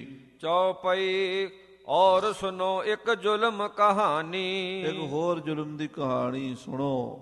ਰਾਮਗੜੀਅਨ ਜਿਮ ਜੜ ਉਖੜਾਨੀ। ਰਾਮਗੜੀਆਂ ਦੀ ਜਿਵੇਂ ਜੜ ਪੱਟੀ ਗਈ। ਰਾਮਗੜੀਏ ਸਿੱਖਾਂ ਦੀ ਇੱਕ ਮਿਸਲ ਸੀ, ਬਾਬਾ ਜੱਸਾ ਸਿੰਘ ਰਾਮਗੜੀਆ, ਪਰ ਉਹਦੇ ਭਰਾ ਜਿਹੜੇ ਸਨ ਉਹਨਾਂ ਦੇ ਜਿਹੜੇ ਅੱਗੋਂ ਸਿੰਘ ਸਨ ਉਹਨਾਂ ਨੇ ਕੁਝ ਐਸੀਆਂ ਗੱਲਾਂ ਕੀਤੀਆਂ ਜਿਹਦੇ ਨਾਲ ਉਹਨਾਂ ਦਾ ਨੁਕਸਾਨ ਹੋਇਆ ਬਾਅਦ ਵਿੱਚ। ਚਾਰੇ ਭਾਈ ਅਤ ਵੱਡ ਸੂਰੇ। ਜੱਸਾ ਸਿੰਘ, ਖੁਸ਼ਹਾਲ ਸਿੰਘ ਆਦਿ ਕੇ ਚਾਰ ਭਰਾ ਸਨ, ਬੜੇ ਸੂਰਵੀਰ ਯੋਧੇ ਸਨ। ਜਿਨ ਸੋ ਲੜ ਕਉ ਉਤਰਿਓ ਨਾ ਪੂਰੇ। ਲੜਾਕੇ ਵੀ ਬੜੇ ਸਨ, ਬਹਾਦਰ ਅਬਦਾਲੀ ਨਾਲ ਜਾ ਜਾ ਕੇ ਲੜਦੇ ਰਹੇ, ਕੋਈ ਇਹਨਾਂ ਦੇ ਨਾਲ ਲੜ ਕੇ ਇਹਨਾਂ ਨੂੰ ਜਿੱਤ ਨਹੀਂ ਸਕਿਆ। ਜਦੋਂ ਸਿੱਖਾਂ ਦੀਆਂ ਮਿਸਲਾਂ ਆਪਸ ਵਿੱਚ ਲੜੀਆਂ ਸਨ ਉਦੋਂ ਵੀ ਇਹ ਸਿੱਖਾਂ ਦੇ ਵਿੱਚ ਸਭ ਤੋਂ ਬਹਾਦਰ ਗਿਣੇ ਜਾਂਦੇ ਸਨ। ਬੜੇ ਲੜਾਕੇ ਸਨ ਰਾਮਗੜੀਏ। ਉਨ ਕੀ ਪਿੱਠ ਦੇਖੀ ਕਿਨ ਨਾਹੇ। ਰਾਮਗੜੀਏ ਇੰਨੇ ਬਹਾਦਰ ਸਨ ਵੀ ਕਦੀ ਇਹਨਾਂ ਦੀ ਪਿੱਠ ਕਿਸੇ ਨੇ ਨਹੀਂ ਦੇਖੀ। ਜੰਗ ਦੇ ਮੈਦਾਨ 'ਚ ਹਮੇਸ਼ਾ ਸਾਹਮਣੇ ਮੱਥੇ ਲੜਦੇ ਰਹੇ, ਕਦੀ ਰਣ ਤੱਤੇ ਜੋ ਭੱਜੇ ਨਹੀਂ ਸਨ। ਮੱਲਿਓ ਕਾਂਗੜੋ ਇੱਕ ਦਿਨ ਮਾਹੇ। ਇੱਕੋ ਦਿਨ ਵਿੱਚ ਰਾਮਗੜੀਆਂ ਨੇ ਕਾਂਗੜੇ ਦਾ ਰਾਜ ਖੋਹ ਲਿਆ ਸੀ, ਕਾਂਗੜੇ ਦੇ ਰਾਜੇ ਕੋਲੋਂ। ਸਤ ਧਾਰਨ ਕੇ ਭੀ ਪਾਤਸ਼ਾਹ। ਜਿਹੜੀਆਂ ਪਹਾੜ ਦੀਆਂ 7 ਧਾਰਾਂ ਜਲੰਧਰ ਦੇ ਇਲਾਕੇ 'ਚ ਪੈਂਦੀਆਂ ਨੇ, ਉਹ 7 ਧਾਰਾਂ ਦੀ ਬਾਦਸ਼ਾਹੀ ਜੱਸਾ ਸਿੰਘ ਨੇ ਇੱਕੋ ਦਿਨ 'ਚ ਖੋਹ ਲਈ ਸੀ। ਲਾ ਕਰ ਕਸੂਰ ਥੋ ਮੁਲਕ ਉਨ ਪਾਰ। ਕਸੂਰ ਤੱਕ ਦਾ ਇਲਾਕਾ ਇਹਨਾਂ ਨੇ ਫਤਿਹ ਕਰ ਲਿਆ ਸੀ। ਸਾਰੇ ਇਲਾਕੇ ਦੇ ਰਾਜੇ ਸਨ ਰਾਮਗੜੀਏ ਜੱਸਾ ਸਿੰਘ ਦੇ ਭਰਾ। ਅੰਮ੍ਰਿਤਸਰ ਮੈਂ ਹਿੱਸੋ ਚੁਹਾਰਮ। ਸ੍ਰੀ ਅੰਮ੍ਰਿਤਸਰ ਦੇ ਇਲਾਕੇ ਚੋਂ ਚੌਥਾ ਹਿੱਸਾ ਰਾਮਗੜ੍ਹੀ ਇਸ ਕਰਕੇ ਲੈਂਦੇ ਸਨ ਵੀ ਰਾਮਗੜ੍ਹ ਕਿਲਾ ਜਿਹੜਾ ਸੀ ਰਾਮ ਰੌਣੀ ਉਹਨਾਂ ਦੇ ਕਬਜ਼ੇ ਵਿੱਚ ਸੀ। ਹਾਂਸੀ ਹਿਸਾਰ ਮਲ ਕਰੀ ਗੁਜਾਰਮ। ਤੇ ਉਹਨਾਂ ਨੇ ਹਾਂਸੀ ਹਿਸਾਰ ਹਰਿਆਣੇ ਦੇ ਵਿੱਚ ਜਿਹੜੇ ਸਿਰਸਾ ਹਿਸਾਰ ਇਲਾਕੇ ਨੇ ਉਧਰ ਵੀ ਕਬਜ਼ੇ ਕਰਕੇ ਆਪਣਾ ਮੋਰਚਾ ਫਤਿਹ ਕੀਤਾ ਸੀ। ਜੱਸਾ ਸਿੰਘ ਆਹਲੂ ਇਨ ਫੜਿਓ। ਇੱਕ ਵਾਰੀ ਦੀ ਗੱਲ ਹੈ, ਬਾਬਾ ਜੱਸਾ ਸਿੰਘ ਜੀ ਆਲੂ ਵਾਲੀਆ ਜਿਹੜੇ ਸਨ ਉਹਦੀ ਜੱਸਾ ਸਿੰਘ ਰਾਮਗੜ੍ਹੀਏ ਨਾਲ ਅਣਬਣ ਹੋ ਗਈ। ਇਹ ਗੱਲਾਂ ਸਾਧ ਸੰਗਤ ਜੀ ਜਦੋਂ ਅਬਦਾਲੀ ਵਾਪਸ ਚਲਾ ਜਾਂਦਾ ਉਦੋਂ ਫਿਰ ਸਿੱਖ ਇਲਾਕੇ ਮੱਲਣ ਲੱਗ ਪਏ ਸਨ ਤੇ ਸਿੰਘਾਂ ਦੇ ਵਿੱਚ ਉਦੋਂ ਰਾਮਗੜ੍ਹੀਆਂ ਦੀ ਤੇ ਚੜ੍ਹਤ ਸਿੰਘ ਸੂਕਰ ਚੱਕੀਏ ਜੱਸਾ ਸਿੰਘ ਆਲੂ ਵਾਲੀਏ ਨਾ ਸਾਰਿਆਂ ਦੀ ਆਪਸ ਵਿੱਚ ਵੀ ਤਲਵਾਰ ਖੜਕੀ ਹੈ ਉਹ ਇਲਾਕੇ ਮੱਲਣ ਲਈ। ਤੋ ਇੱਕ ਵਾਰੀ ਬਾਬਾ ਜੱਸਾ ਸਿੰਘ ਜੀ ਆਲੂ ਵਾਲੀਏ ਉਹ ਰਾਮ ਤੀਰਥ ਤੇ ਗਏ। ਰਾਮ ਤੀਰਥ ਅੰਮ੍ਰਿਤਸਰ ਦੇ ਨੇੜੇ ਹੀ ਹੈ। ਰਾਮ ਤੀਰਥ ਤੇ ਜਾ ਕੇ ਬਾਬਾ ਜੱਸਾ ਸਿੰਘ ਜੀ ਇਸ਼ਨਾਨ ਕਰਨ ਲੱਗੇ ਸਰੋਵਰ ਤੇ ਉਹਨਾਂ ਦੇ ਨਾਲ 50 ਕੁ ਸਿੰਘ ਸਨ ਜੱਸਾ ਸਿੰਘ ਆਲੂ ਵਾਲੀਏ ਦੇ। ਉਧਰੋਂ ਜੱਸਾ ਸਿੰਘ ਰਾਮਗੜ੍ਹੀਏ ਦੇ ਭਰਾ ਆਏ ਹੋਏ ਸਨ ਬਟਾਲਿਓਂ। ਉਹਨਾਂ ਨੇ ਵੇਖਿਆ ਜੱਸਾ ਸਿੰਘ ਦੇ ਨਾਲ ਸਿੰਘ ਥੋੜ੍ਹਾ ਹੱਲਾ ਬੋਲ ਦਿੱਤਾ, ਆਪਸ 'ਚ ਲੜਾਈ ਸੀਗੀ ਤੇ ਬਾਬਾ ਜੱਸਾ ਸਿੰਘ ਦੇ ਸਾਥੀ ਜੱਸਾ ਸਿੰਘ ਆਲੂ ਵਾਲੀਏ ਦੇ ਸਾਥੀ ਮਾਰੇ ਗਏ, ਸ਼ਹੀਦ ਹੋ ਗਏ ਜਾਂ ਭੱਜ ਗਏ ਤੇ ਬਾਬਾ ਜੱਸਾ ਸਿੰਘ ਜੀ ਜ਼ਖਮੀ ਹੋ ਕੇ ਡਿੱਗ ਪਏ ਘੋੜੇ ਤੋਂ। ਜੱਸਾ ਸਿੰਘ ਆਲੂ ਵਾਲੀਏ ਨੂੰ ਗ੍ਰਿਫਤਾਰ ਕਰਕੇ ਉਹਨਾਂ ਨੂੰ ਬੰਨ੍ਹ ਕੇ ਪਾਲਕੀ ਦੇ ਵਿੱਚ ਪਾ ਕੇ ਤੇ ਇਹ ਲੈ ਗਏ ਜੱਸਾ ਸਿੰਘ ਰਾਮਗੜ੍ਹੀਏ ਦੇ ਕੋਲ। ਰਾਮਗੜ੍ਹੀਏ ਜੱਸਾ ਸਿੰਘ ਨੂੰ ਖਬਰ ਦਿੱਤੀ ਵੀ ਤੇਰਾ ਦੁਸ਼ਮਣ ਅਸੀਂ ਬੰਨ੍ਹ ਕੇ ਲੈ ਆਏ ਹਾਂ। ਜਦੋਂ ਜੱਸਾ ਸਿੰਘ ਰਾਮਗੜ੍ਹੀਏ ਨੇ ਵੇਖਿਆ ਵੀ ਆਲੂ ਵਾਲੀਏ ਜੱਸਾ ਸਿੰਘ ਨੂੰ ਲੈ ਕੇ ਆਏ ਆ ਤਾਂ ਉਹਨੇ ਆਪਣੇ ਭਰਾਵਾਂ ਨੂੰ ਬੜੀਆਂ ਝਿੜਕਾਂ ਦਿੱਤੀਆਂ ਤੇ ਬਾਬਾ ਜੀ ਨੂੰ ਬਾਬਾ ਜੱਸਾ ਸਿੰਘ ਜੀ ਆਲੂ ਵਾਲੀਏ ਜੋ ਸਾਰੇ ਪੰਥ ਦੇ ਸ੍ਰੀ ਅਕਾਲ ਤਖਤ ਸਾਹਿਬ ਦੇ ਬੁੱਢੇ ਦਲ ਦੇ ਜਥੇਦਾਰ ਸਨ ਉਹਨਾਂ ਨੂੰ ਬੜੇ ਅਦਬ ਨਾਲ ਆਪਣੇ ਮਹਿਲਾਂ ਵਿੱਚ ਰੱਖਿਆ ਤੇ ਉਹਨਾਂ ਦੀ ਸਾਰੀ ਮਲਮ ਪੱਟੀ ਕਰਾ ਕੇ ਇਲਾਜ ਕਰਾ ਕੇ ਉਹਨਾਂ ਨੂੰ ਰਾਜੀ ਕੀਤਾ ਤੇ ਨਾਲ 500 ਦਮੜਾ ਨਗਦ ਤੇ ਦਸਤਾਰ ਤੇ ਦੁਮਾਲਾ ਸ਼ਸਤਰ ਬਸਤਰ ਭੇਟਾ ਕਰਕੇ ਪਾਲਕੀ 'ਚ ਬਿਠਾ ਕੇ ਉਹਨਾਂ ਦੇ ਪਿੰਡ ਛੱਡ ਕੇ ਆਏ। ਸੋ ਇਸ ਤਰ੍ਹਾਂ ਦਾ ਇੱਕ ਵਾਰੀ ਇਹ ਭਾਣਾ ਵਰਤਿਆ। ਉਹਦਾ ਇਸ਼ਾਰਾ ਭਾਈ ਰਤਨ ਸਿੰਘ ਜੀ ਕਰ ਰਹੇ ਨੇ ਕਿ ਆਲੂ ਵਾਲੀਏ ਜੱਸਾ ਸਿੰਘ ਨੂੰ ਵੀ ਜੱਸਾ ਸਿੰਘ ਰਾਮਗੜ੍ਹੀਏ ਦੇ ਬੰਦਿਆਂ ਨੇ ਫੜ ਲਿਆ ਸੀ। ਯਾਨੀ ਰਾਮਗੜ੍ਹੀਏ ਇੰਨੇ ਵਧੇ ਹੋਏ ਸਨ, ਇੰਨਾ ਹੌਸਲਾ ਸੀ ਉਹਨਾਂ ਦੇ ਵਿੱਚ। ਨਹਿ ਪਿੱਠ ਦੀਨੀ ਜਹ ਵਹਿ ਲੜਿਓ। ਜੱਸਾ ਸਿੰਘ ਰਾਮਗੜ੍ਹੀਆ ਜਿੱਥੇ ਵੀ ਲੜਿਆ ਉਹਨੇ ਕਦੀ ਪਿੱਠ ਨਹੀਂ ਦਿੱਤੀ, ਦੁਸ਼ਮਣ ਦੇ ਨਾਲ ਹਰ ਮੈਦਾਨ ਅੱਗੇ ਹੋ ਕੇ ਲੜਦਾ ਸੀ। ਯਹੀ ਗਜਬ ਥੋ ਉਨ ਪਰ ਪਰਿਓ। ਪਰ ਇਹੀ ਉਹਨਾਂ ਦੇ ਉੱਤੇ ਉਹਨਾਂ ਦਾ ਹੰਕਾਰ ਬਣ ਕੇ ਗਜਬ ਗੁਜ਼ਰ ਗਿਆ, ਕਿਉਂਕਿ ਜਦੋਂ ਕੁਝ ਬੰਦੇ 'ਚ ਤਾਕਤ ਆਉਂਦੀ ਹੈ ਤੇ ਉਹਦੇ 'ਚ ਹੰਕਾਰ ਵੀ ਆਉਂਦਾ ਹੈ। ਐਸਾ ਕੋਈ ਨਾ ਜਨਮਿਓ ਜਗ ਮਾਹੀ ਪ੍ਰਭਤਾ ਪਾਏ ਜਾਸ ਮਦ ਨਾਹੀ। ਐਸਾ ਕੋਈ ਦੁਨੀਆ ਤੇ ਪੈਦਾ ਨਹੀਂ ਹੋਇਆ ਜਿਹਨੂੰ ਤਾਕਤ ਪ੍ਰਭਤਾ ਵਡਿਆਈ ਮਿਲੀ ਹੋਵੇ ਤੇ ਉਹਦਾ ਹੰਕਾਰ ਨਾ ਆਇਆ ਹੋਵੇ। ਜਿਹੜੇ ਬੰਦੇ ਕੋਲ ਵੀ ਥੋੜ੍ਹੀ ਤਾਕਤ ਆਉਂਦੀ ਹੈ, ਸੱਤਾ ਆਉਂਦੀ ਹੈ, ਉਹਦੇ ਕੋਲ ਉਹਦਾ ਹੰਕਾਰ ਵੀ ਉਹਦੇ ਨਾਲ ਹੀ ਆ ਜਾਂਦਾ ਹੈ। ਤੋ ਜੱਸਾ ਸਿੰਘ ਰਾਮਗੜ੍ਹੀਏ ਦੇ ਸਾਥੀਆਂ ਵਿੱਚ ਇਹ ਹੰਕਾਰ ਸੀਗਾ ਕਿ ਅਸੀਂ ਬੜੇ ਬਹਾਦਰ ਬੜੇ ਲੜਾਕੇ ਹਾਂ। ਕਸੂਰ ਦੇ ਜੰਗ ਵਿੱਚ ਵੀ ਕੁਝ ਇਹੋ ਜਿਹਾ ਹੀ ਹੋਇਆ ਕਿ ਜੱਸਾ ਸਿੰਘ ਰਾਮਗੜ੍ਹੀਏ ਦੇ ਭਰਾਵਾਂ ਨੇ ਬਾਕੀ ਸਿੰਘਾਂ ਸਰਦਾਰਾਂ ਦੀ ਪਰਵਾਹ ਨਹੀਂ ਕੀਤੀ। ਉਨ ਕੋ ਪੁਰਸ਼ ਨਾ ਢੂੰਡਤ ਲੱਭਿਓ। ਕਹਿੰਦੇ ਉਹਨਾਂ ਨੇ ਜੱਸਾ ਸਿੰਘ ਰਾਮਗੜ੍ਹੀਏ ਹੋਰਾਂ ਨੇ ਬਹੁਤ ਖਜ਼ਾਨੇ ਜਿਹੜੇ ਸਨ ਕਸੂਰ ਦੇ ਵਿੱਚ ਫਤਿਹ ਕੀਤੇ, ਖੋਏ ਤੇ ਉਹਨਾਂ ਦੇ ਸਾਹਮਣੇ ਕੋਈ ਅੜਿਆ ਨਹੀਂ। ਜਿਹੜਾ ਕੋਈ ਪੁਰਸ਼ ਉਹ ਮਾਰ ਦਿੱਤਾ। ਤਿਨ ਕੀ ਬਾਤ ਸਭੋ ਜੋ ਕਹੀਐ। ਜੋ ਸਾਰੀ ਗੱਲ ਦਸੀਏ ਬਹੁਤ ਲੰਮੀ ਚੌੜੀ ਹੈ। ਕਸੂਰ ਦੇ ਵਿੱਚ ਜੋ ਕੁਝ ਹੋਇਆ ਗ੍ਰੰਥ ਬਦਨ ਤੇ ਅਤ ਡਰ ਪਈਐ। ਗ੍ਰੰਥ ਵੱਧ ਜਾਂਦਾ ਹੈ, ਇਸ ਕਰਕੇ ਸੰਖੇਪ ਵਿੱਚ ਹੀ ਦੱਸਿਆ ਹੈ। ਦੋਹਰਾ ਬੇਗਮ ਹੋਤੀ ਸ਼ਾਹ ਕੀ ਸੋ ਤਿਨ ਹੋਤ ਦੀਵਾਨ। ਸੋ ਸਾਧ ਸੰਗਤ ਜੀ ਬਾਦਸ਼ਾਹ ਦੀ ਬੇਗਮ ਸੀ, ਉਹਦਾ ਇੱਕ ਦੀਵਾਨ ਸੀ। ਦਿਲੇ ਰਾਮ ਤਿਸ ਨਾਮ ਥੋ ਵਿੱਚ ਲਾਹੌਰ ਵੱਡ ਥਾਮ। ਉਹ ਦੀਵਾਨ ਦਾ ਨਾਮ ਸੀ ਦਿਲੇ ਰਾਮ, ਲਾਹੌਰ 'ਚ ਰਹਿੰਦਾ ਸੀ। ਲਾਹੌਰ ਵਿੱਚ ਉਹਦਾ ਘਰ ਬਹੁਤ ਤਗੜਾ ਸੀ। ਚੌਪਈ ਉਸ ਦੀ ਬਹੁਤੀ ਦਰਬ ਕਮਾਈ। ਉਸ ਦਿਲੇ ਰਾਮ ਦੀਵਾਨ ਨੇ 2 ਨੰਬਰ ਦੀ ਕਮਾਈ ਬਹੁਤ ਕੀਤੀ। ਬਹੁਤ ਪੈਸਾ ਸਰਕਾਰੀ ਖਜ਼ਾਨਿਆਂ 'ਚ ਚੂਨਾ ਲਾ ਕੇ ਜਾਂ ਲੋਕਾਂ ਕੋਲੋਂ ਇਕੱਠਾ ਕਰਕੇ ਤੇ ਆਪਣਾ ਖਜ਼ਾਨਾ ਭਰ ਲਿਆ। ਇੱਕ ਥਾਂ ਰੋਕੜ ਕਰੋੜ ਦਬਾਈ। 1 ਕਰੋੜ ਰੁਪਈਆ ਇੱਕੋ ਥਾਂ ਤੇ ਦੱਬਿਆ ਉਸਨੇ। 1 ਕਰੋੜ ਰੁਪਈਆ। 1 ਕਰੋੜ ਰੁਪਈਆ ਉਸ ਜ਼ਮਾਨੇ 'ਚ ਬਹੁਤ ਵੱਡੀ ਅਹਿਮੀਅਤ ਰੱਖਦਾ ਸੀ। ਉਹਨੇ ਇੰਨਾ ਪੈਸਾ ਸਰਕਾਰੀ ਖਜ਼ਾਨਿਆਂ ਦਾ ਆਪਣੇ ਥੱਲੇ ਕੀਤਾ, ਅਧੀਨ ਕੀਤਾ ਹੋਇਆ ਸੀ। ਔਰ ਉੱਪਰ ਥੀ ਗਿਣਤ ਨਾ ਕਾਈ। ਕਰੋੜ ਤੋਂ ਉੱਤੇ ਵੀ ਸਨ, ਜਿਹਦੀ ਗਿਣਤੀ ਨਹੀਂ ਦੱਸ ਸਕਦੇ। ਹੋਰ ਜਿਹੜਾ ਮਾਲ ਮੱਤਾ ਸੀ ਵੱਖਰਾ ਸੀ। ਕਰੋੜ ਰੁਪਈਆ ਦਾ ਨਗਦ ਪੈਸੇ ਸਨ। ਹਾਂਜੀ। ਬਹੁਤ ਲਖਨ ਕੇ ਗਹਿਣੇ ਥਾਈ। ਔਰ ਕਈ ਲੱਖਾਂ ਰੁਪਇਆਂ ਦੇ ਗਹਿਣੇ ਸਨ, ਹੀਰੇ ਮੋਤੀ ਸਨ, ਜਿਹੜੇ ਦਿਲੇ ਰਾਮ ਦੀਵਾਨ ਨੇ ਬਾਦਸ਼ਾਹ ਦੀ ਬੇਗਮ ਦੇ ਦੀਵਾਨ ਨੇ ਲਾਹੌਰ ਦੇ ਵਿੱਚ ਰੱਖੇ ਸਨ ਸਾਂਭ ਕੇ। ਪਹਿਲਾਂ ਹਜ਼ਾਰ ਸੈਂਕੜਨ ਕੀ ਗਿਣਤ ਨਾ ਕਾਈ। ਹਜ਼ਾਰਾਂ ਸੈਂਕੜਿਆਂ ਦੀ ਗਿਣਤੀ ਕੋਈ ਨਹੀਂ, ਕਰੋੜਾਂ ਦੇ ਵਿੱਚ ਸੀਗਾ ਉਹ ਧਨ ਦੌਲਤ। ਹਾਂਜੀ। ਸੁਨੋ ਸੋ ਉਨਸੋ ਕੈਸ ਬਿਹਾਈ। ਹੁਣ ਦਿਲੇ ਰਾਮ ਨਾਲ ਕਿੱਦਾਂ ਬੀਤੀ ਉਹ ਕਹਾਣੀ ਬੜੀ ਲੰਮੀ ਚੌੜੀ ਹੈ। ਭਾਈ ਰਤਨ ਸਿੰਘ ਜੀ ਦੱਸਦੇ ਹਨ, ਕਾਬਲ ਤੇ ਸ਼ਾਹ ਅਹਿਮਦ ਆਵੇ। ਜਦੋਂ ਅਹਿਮਦ ਸ਼ਾਹ ਕਾਬਲ ਤੋਂ ਚੱਲਦਾ ਸੀਗਾ, ਪੰਜਾਬ ਦੇ ਗਰੀਬ ਤੇ ਅਮੀਰ ਸਭ ਲੋਕਾਂ ਨੂੰ ਫਿਕਰ ਪੈ ਜਾਂਦਾ ਸੀ ਵੀ ਸਾਡਾ ਖਜ਼ਾਨਾ ਲੁੱਟ ਕੇ ਲੈ ਜਾਏਗਾ। ਉਦੋਂ ਦੀ ਕਹਾਵਤ ਚਲੀ ਆਉਂਦੀ ਹੈ, ਖਾਧਾ ਪੀਤਾ ਲਾਏ ਦਾ ਬਾਕੀ ਅਹਿਮਦ ਸ਼ਾਹ ਦਾ। ਖਾਧਾ ਪੀਤਾ ਵੀ ਜੋ ਕੁਝ ਖਾ ਪੀ ਲੋ ਆਪਣਾ ਹੈ, ਬਾਕੀ ਤੇ ਸਾਰਾ ਅਹਿਮਦ ਸ਼ਾਹ ਅਬਦਾਲੀ ਲੁੱਟ ਕੇ ਲੈ ਜਾਏਗਾ। ਇਸ ਕਰਕੇ ਜਿਹੜੇ ਗਰੀਬ ਆਦਮੀ ਸਨ ਉਹਨਾਂ ਨੂੰ ਤਾਂ ਇੰਨੀ ਚਿੰਤਾ ਨਹੀਂ ਸੀ ਹੁੰਦੀ ਵੀ ਚਲ ਸਾਡੇ ਕੋਲ ਹੈ ਹੀ ਕੀ ਹੈ ਜਿਹੜਾ ਲੈ ਜਾਏਗਾ। ਵੱਧ ਤੋਂ ਵੱਧ ਕਿਸੇ ਦੇ ਘਰ ਕੋਈ ਭੇਡ ਬੱਕਰੀ ਹੁੰਦੀ ਸੀ, ਗਾਂ ਮੱਝ ਹੁੰਦੀ ਸੀ ਲੋਕਾਂ ਦੇ, ਤੇ ਉਹ ਲੁੱਟ ਕੇ ਲੈ ਜਾਂਦਾ ਸੀ ਅਬਦਾਲੀ, ਉਹ ਵੀ ਨਹੀਂ ਸੀ ਛੱਡਦਾ। ਜੇ ਕਿਸੇ ਦੇ ਘਰ ਪਿੱਤਲ ਦੀ ਥਾਲੀ ਜਾਂ ਪਿੱਤਲ ਦਾ ਕੋਈ ਭਾਂਡਾ ਹੁੰਦਾ ਸੀ, ਪਰਾਤ ਜਾਂ ਤਵਾ, ਉਹ ਵੀ ਚੁੱਕ ਕੇ ਲੈ ਜਾਂਦਾ ਸੀਗਾ।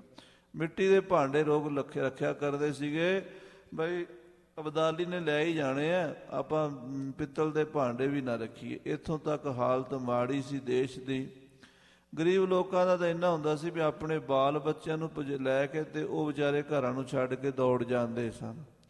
ਕੋਈ ਪਹਾੜਾਂ ਨੂੰ ਦੌੜ ਜਾਂਦਾ ਸੀ, ਕੋਈ ਮਾਲਵੇ ਨੂੰ ਦੌੜ ਜਾਂਦਾ ਸੀ, ਕੋਈ ਸਿੰਘਾਂ ਦੇ ਦਲ 'ਚ ਰਲ ਜਾਂਦਾ ਸੀ। ਪਰ ਜਿਹੜੇ ਅਮੀਰ ਸਨ ਉਹਨਾਂ ਵਾਸਤੇ ਬੜੀ ਸਮੱਸਿਆ ਸੀ, ਉਹ ਕਿੱਥੇ ਜਾਣ।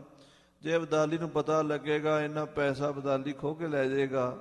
ਸੋ ਦਿਲੇ ਰਾਮ ਜਿਹੜਾ ਸੀ ਉਹਨੂੰ ਵੀ ਫਿਕਰ ਹੁੰਦਾ ਸੀ। ਕਰੋੜਾਂ ਰੁਪਈਆ ਉਹਨੇ ਆਪਣੇ ਥੱਲੇ ਜਮ੍ਹਾਂ ਕੀਤਾ ਹੋਇਆ ਸੀ, ਲੁਕੋਇਆ ਹੋਇਆ ਸੀ। ਦਿੱਲੀ ਪਤ ਤਿਸ ਮੋੜਿਓ ਚਾਹਵੈ। ਅਬਦਾਲੀ ਜਦੋਂ ਚੜ੍ਹ ਕੇ ਆਉਂਦਾ ਸੀ ਤੇ ਦਿੱਲੀ ਦੇ ਬਾਦਸ਼ਾਹ ਨੂੰ ਵੀ ਫਿਕਰ ਹੁੰਦਾ ਸੀ ਤੇ ਉਹ ਵੀ ਉਹਨੂੰ ਪਿਛਾ ਮੋੜਨਾ ਚਾਹੁੰਦਾ ਸੀ। ਕਈ ਵਾਰ ਇਮ ਭਇਓ ਹਕਾਮ। ਏਦਾਂ ਕਈ ਵਾਰ ਹੋਇਆ ਮੁਗਲਾਂ ਦੇ ਤੇ ਪਠਾਣਾਂ ਦੀ ਲੜਾਈ ਵਿੱਚ। ਕਈ ਵਾਰੀ ਮੁਗਲ ਹਾਰੇ, ਕਈ ਵਾਰੀ ਪਠਾਣਾਂ ਨੂੰ ਨਜ਼ਰਾਨੇ ਦੇ ਕੇ ਮੋੜਿਆ। ਹਾਂਜੀ। ਲਾਹੌਰ ਸਰਹੰਦ ਕੀਓ ਦੰਗੈ ਮੁਕਾਮ। ਲਾਹੌਰ ਤੇ ਸਰਹੰਦ ਵਿੱਚ ਤਾਂ ਬਹੁਤ ਲੜਾਈਆਂ ਪਠਾਣਾਂ ਤੇ ਮੁਗਲਾਂ ਦੀਆਂ ਹੋਈਆਂ। ਕਈ ਵਾਰੀ ਸਰਹੰਦ ਤੇ ਕਬਜ਼ਾ ਪਠਾਣ ਕਰ ਲੈਂਦੇ, ਕਈ ਵਾਰੀ ਮੁਗਲ ਕਰ ਲੈਂਦੇ ਸਨ। ਲਾਹੌਰ ਵਿੱਚ ਵੀ ਇਦਾਂ ਹੀ ਹੁੰਦਾ ਸੀ। ਤੁਰਕਨ ਕੀਓ ਤੇ ਸਿੰਘਨ ਬੁਰਾ। ਸਾਧ ਸੰਗਤ ਜੀ, ਤੁਰਕਾਂ ਨੇ ਸਿੰਘਾਂ ਦਾ ਉੱਥੇ ਬਹੁਤ ਬੁਰਾ ਕੀਤਾ ਸੀ, ਕਿਉਂਕਿ ਪੰਜਾਬ ਵਿੱਚ ਭਾਵੇਂ ਮੁਗਲ ਸਨ ਤੇ ਭਾਵੇਂ ਪਠਾਣ, ਸਿੱਖਾਂ ਦਾ ਕੋਈ ਵੀ ਮਿੱਤਰ ਨਹੀਂ ਸੀ। ਸਿੱਖਾਂ ਨੂੰ ਮਾਰਨ ਦੇ ਵਾਸਤੇ ਸਾਰੇ ਹੀ ਮੁਗਲ ਤੇ ਪਠਾਣ ਉਹ ਕਮਰ ਕਸੇ ਕਰਕੇ ਪਿੱਛੇ ਚੜ੍ਹੇ ਰਹਿੰਦੇ ਸਨ। ਅਬਦਾਲੀ ਨੇ ਵੱਡਾ ਘੱਲੂਘਾਰਾ ਕੀਤਾ ਸੀ ਤੇ ਮੁਗਲਾਂ ਨੇ ਛੋਟਾ ਕੀਤਾ ਸੀ। ਇਸ ਕਰਕੇ ਖਾਲਸੇ ਦਾ ਤਾਂ ਹਰ ਜਗ੍ਹਾ ਤੇ ਨੁਕਸਾਨ ਹੁੰਦਾ ਰਿਹਾ। ਸੋ ਬੁਰਾ ਸਿਰ ਸ਼ਹਿਰਨ ਪਰਾ। ਹੁਣ ਜਿਹੜਾ ਬੁਰਾ ਕੀਤਾ ਸੀ ਸਿੱਖਾਂ ਦਾ ਉਹ ਇਹਨਾਂ ਸ਼ਹਿਰਾਂ ਦੇ ਸਿਰ ਤੇ ਆ ਪਿਆ। ਸਰਹੰਦ, ਕਸੂਰ, ਲਾਹੌਰ, ਇਹ ਸ਼ਹਿਰਾਂ ਨੂੰ ਭੁਗਤਣਾ ਪਿਆ। ਦੋਹਰਾ ਦੱਖਣ ਤੈ ਮਰਹੱਟੇ ਆਏ, ਕਰਨ ਸ਼ਾਹੇ ਸੋ ਜੰਗ। ਦੱਖਣ ਤੋਂ ਮਰਹੱਟੇ ਆਏ, ਬਾਦਸ਼ਾਹ ਦੇ ਨਾਲ ਅਬਦਾਲੀ ਨਾਲ ਲੜਾਈ ਕਰਨ ਲਈ ਮਰਹੱਟਿਆਂ ਦੀ ਫੌਜ ਬਹੁਤ ਵੱਡੀ ਚੜ੍ਹ ਕੇ ਆਈ ਸੀ। ਪਰਦੇਸੀ ਮਿਤ ਦਰਬ ਕੇ ਭਏ ਲਾਹੌਰੀਏ ਤੰਗ। ਭਾਵੇਂ ਮਰਾਠੇ ਤੇ ਭਾਵੇਂ ਪਠਾਨ, ਪੰਜਾਬੀ ਤੇ ਕੋਈ ਨਹੀਂ ਸੀ, ਪਰਦੇਸੀ ਸਨ। ਪਰਦੇਸੀ ਕਦੀ ਕਿਸੇ ਦਾ ਕੋਈ ਲਿਹਾਜ਼ ਥੋੜਾ ਕਰਦੇ ਆ। ਪਠਾਨ ਵੀ ਲੁੱਟਣ ਆਉਂਦੇ ਸੀ ਤੇ ਮਰਾਠੇ ਵੀ ਪੰਜਾਬ ਨੂੰ ਲੁੱਟਣ ਹੀ ਆਏ। ਉਹ ਪੰਜਾਬ ਦੀ ਮਦਦ ਕਰਨ ਨਹੀਂ ਆਏ, ਲੁੱਟਣ ਆਏ। ਉਹਨਾਂ ਨੇ ਸਰਹੰਦ ਵੀ ਲੁੱਟਿਆ, ਜਲੰਧਰ ਵੀ ਲੁੱਟਿਆ, ਲਾਹੌਰ ਵੀ ਲੁੱਟਿਆ, ਮਰਾਠਿਆਂ ਨੇ ਵੀ ਲੁੱਟਿਆ ਤੇ ਪਠਾਣਾਂ ਨੇ ਵੀ ਲੁੱਟਿਆ। ਪਠਾਣਾਂ ਨੇ ਕਈ ਵਾਰ ਲੁੱਟਿਆ। ਹੁਣ ਲਾਹੌਰੀਏ ਦੇ ਪੰਜਾਬੀ ਜਿਹੜੇ ਸਨ ਤੰਗ ਹੋ ਗਏ, ਭਾਵੇਂ ਹਿੰਦੂ ਸਨ ਭਾਵੇਂ ਮੁਸਲਮਾਨ ਸਨ। ਪੰਜਾਬ ਦੇ ਲੋਕ ਜਿਹੜੇ ਸਨ ਉਹ ਇਸ ਗੱਲ ਤੋਂ ਤੰਗ ਸਨ ਵੀ ਬਗਾਨੇ ਆਉਂਦੇ ਨੇ, ਸਾਨੂੰ ਲੁੱਟ ਕੇ ਲੈ ਜਾਂਦੇ ਨੇ, ਸਾਡਾ ਖੁਰਾ ਖੋਜ ਮਿਟਾ ਜਾਂਦੇ ਨੇ, ਕਈ ਸਾਲ ਅਸੀਂ ਰੋਟੀ ਖਾਣ ਜੋਗੇ ਨਹੀਂ ਰਹਿੰਦੇ। ਇੱਦਾਂ ਦੀ ਹਾਲਤ ਸੀ ਪੰਜਾਬ ਦੇ ਵਿੱਚ। ਚੌਪਈ ਮਰਹੱਟੇ ਤਲਬ ਨੇ ਬਾਬੋਂ ਲੇਹ। ਮਰਾਠੇ ਜਿਹੜੇ ਸਨ ਉਹ ਲਾਹੌਰ ਦੇ ਨਵਾਬਾਂ ਕੋਲੋਂ, ਸਰਹੰਦ ਦੇ ਨਵਾਬਾਂ ਕੋਲੋਂ, ਦਿੱਲੀ ਦੇ ਨਵਾਬ ਗਾਜ਼ੀਦੀਨ ਕੋਲੋਂ ਬਹੁਤ ਪੈਸਾ ਲੈਂਦੇ ਸਨ। ਨਵਾਬ ਕਹੇ ਲੈ ਲਾਹੌਰੋਂ ਦੇਹ। ਤੇ ਗਾਜ਼ੀਦੀਨ ਜਿਹੜਾ ਸੀ ਉਹ ਵੀ ਬੇਈਮਾਨ ਹੋ ਗਿਆ ਤੇ ਉਹ ਮਰਾਠਿਆਂ ਨੂੰ ਕਹਿੰਦਾ ਸੀ ਮੈਂ ਤੁਹਾਨੂੰ ਲਾਹੌਰ ਤੋਂ ਲੈ ਕੇ ਦਿਆਂਗਾ ਪੈਸੇ। ਉਹ ਵੀ ਜਿਹੜਾ ਮਰਾਠਿਆਂ ਦਾ ਖਰਚਾ ਉਹ ਵੀ ਪੰਜਾਬ ਸਰਕਾਰ ਦੇ ਸਿਰ ਹੀ ਪੈਂਦਾ ਸੀ। ਇਸ ਡਰ ਲਾਹੌਰੋਂ ਟਕਾ ਨਿਕਾਰਾ। ਦਿਲੇ ਰਾਮ ਨੂੰ ਪਤਾ ਲੱਗਾ ਵੀ ਲਾਹੌਰ ਦੇ ਵਿੱਚ ਮਰਾਠੇ ਵੀ ਹੱਥ ਮਾਰ ਸਕਦੇ ਆ ਤੇ ਪਠਾਨ ਵੀ। ਦਿਲੇ ਰਾਮ ਨੇ ਆਪਣਾ ਪੈਸਾ ਜਿੰਨਾ ਵੀ ਸੀ ਉਹ ਲਾਹੌਰ ਤੋਂ ਸ਼ਿਫਟ ਕਰ ਲਿਆ। ਸ਼ਾਹਨ ਕਸੂਰ ਮੇ ਬਹੁਤ ਦਾਰਾ। ਕਸੂਰ ਸ਼ਹਿਰ ਦੇ ਵਿੱਚ ਉੱਥੇ ਜਾ ਕੇ ਦਿਲੇ ਰਾਮ ਨੇ ਆਪਣੀ ਹਵੇਲੀ ਬਣਾ ਲਈ ਤੇ ਪੈਸਾ ਸਾਰਾ ਉੱਥੇ ਜਾ ਕੇ ਜਮ੍ਹਾਂ ਕਰ ਲਿਆ। ਦਿਲੇ ਰਾਮ ਕੇ ਪੁੱਤ ਥੇ ਜੋਏ। ਦਿਲੇ ਰਾਮ ਜਿਹੜਾ ਬਹੁਤ ਵੱਡਾ ਦੀਵਾਨ ਬਾਦਸ਼ਾਹ ਦਾ ਹੋਇਆ ਦਿੱਲੀ ਦਾ, ਉਹਦੇ ਜਿਹੜੇ ਪੁੱਤਰ ਸਨ ਤਿੰਨ ਪੀ ਟਕਾ ਕਸੂਰ ਦਇਓ ਢੋਏ। ਉਹਨਾਂ ਨੇ ਵੀ ਆਪਣੀ ਸਾਰੀ ਜਿੰਨੀ ਜਰ ਜ਼ਮੀਨ ਸੀ, ਪੈਸਾ ਸੀ, ਉਹ ਸਾਰਾ ਕਸੂਰ ਢੋ ਦਿੱਤਾ। ਕੋਟ ਟਕਾ ਉਹਾਂ ਪੁੱਜਿਓ ਨਾ ਪੂਰਨ। ਕਹਿੰਦੇ 1 ਕਰੋੜ ਰੁਪਈਆ ਸੀਗਾ ਜਿਹਦੇ ਚੋਂ ਪੂਰਾ ਨਹੀਂ ਪਹੁੰਚਿਆ ਕਸੂਰ। 5 ਲੱਖ ਤੇ ਤਹਿ ਗਏ ਊਰਨ। 5 ਲੱਖ ਘੱਟ, ਯਾਨੀ 95 ਲੱਖ ਰੁਪਈਆ ਜਿਹੜਾ ਸੀ ਉਹ ਦਿਲੇ ਰਾਮ ਦਾ ਕਸੂਰ 'ਚ ਪਹੁੰਚ ਚੁੱਕਾ ਸੀ ਉਸ ਵੇਲੇ ਜਦੋਂ ਖਾਲਸੇ ਨੇ ਕਸੂਰ ਤੇ ਹੱਲਾ ਬੋਲਿਆ। ਗਹਿਣੋ ਕਈ ਲੱਖ ਕੋ ਗਇਓ। ਕਈ ਲੱਖ ਦਾ ਗਹਿਣਾ, ਸੋਨਾ ਚਾਂਦੀ, ਹੀਰੇ ਮੋਤੀ ਸਨ। ਹੋ ਅਣਗਿਣਤ ਨਾ ਲਿਖਣੋ ਆਇਓ।